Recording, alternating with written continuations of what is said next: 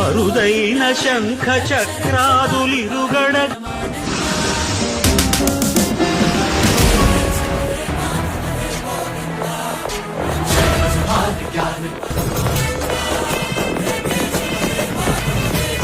ನಾಗಲೋಕದ ನಾಗಕನ್ಯೆ ಭೂಲೋಕದಲ್ಲಿ ಒಂದು ದೇವಿ ಆಗ್ತಾಳಂದ್ರೆ ಭಗವಾನ್ ಜಗನ್ನಾಥ ಮೀನನ್ನ ಯಾಕೆ ತಿಂದ್ರು ಮತ್ತೆ ಜಗನ್ನಾಥ ಸ್ವಾಮಿಗೆ ಮೀನು